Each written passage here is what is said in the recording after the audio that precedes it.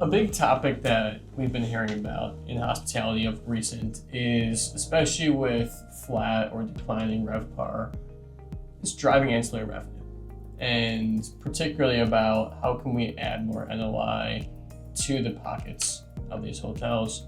How have you guys been thinking about the M3, and then in particular, what's your perspective in the industry of where ancillary revenue is going towards and how you're evaluating partnerships that can be driving more bottom line impact? You know, if you get to the heart of the hospitality industry, it is a real estate business. You know, if you really just want to go on the business side, it's a real estate business. And so, you know, people don't necessarily own hotels with the primary goal that that hotel is gonna pay them money forever. It's an asset value game. And so with that, you know, some of your ancillary revenue comes from that. Parking comes from that. And I think, unfortunately, what we've done in the industry for a long time is we've really focused on room rates because that's where the maximum impact to the asset value is. And it's an investor game. It's a real estate game, like we said. So, I mean, you focus on where your valuation impact comes from. How much is my parking revenue going to impact my asset investment at the end of the day? For, you know, a 60-room Motel 6 by the mall, probably not that much.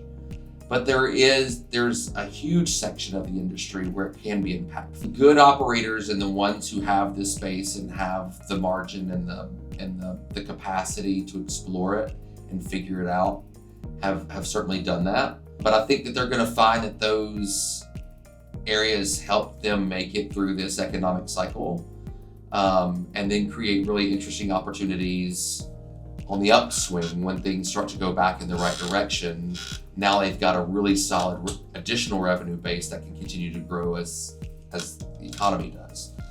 So yeah, things like parking those are easy areas to tackle. People haven't paid a lot of attention to it. They just kind of assumed. It's always been one of those things that's assumed it is what it is. Unfortunately, some of those simpler areas in any vertical, really in any business, sometimes your simple things are where the most opportunity is. So really excited that you guys are doing what you're doing there, because I think there's a lot of revenue opportunity there that people don't see and don't realize they have at their fingertips.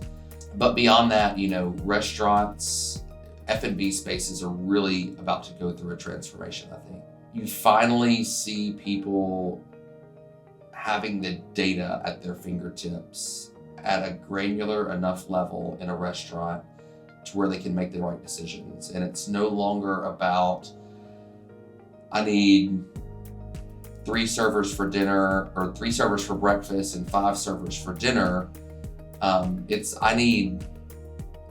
This is my base, and I need an extra server from 2 to 4. I need 2 extra servers from 4 to 6. We finally have the data at our fingertips as operators to where we can make those smart decisions and schedule for those peak times. For right now, as rates have kind of hit this ceiling, I think operators really aren't doing what they should be doing as a business operator if they're not exploring those ancillary revenue areas, those retail outlets, those parking resources. They're not doing what they're doing as an asset manager if they're not exploring those. And I think they're probably, for a lot of them, maybe not all, but for a lot of them, missing out on some really good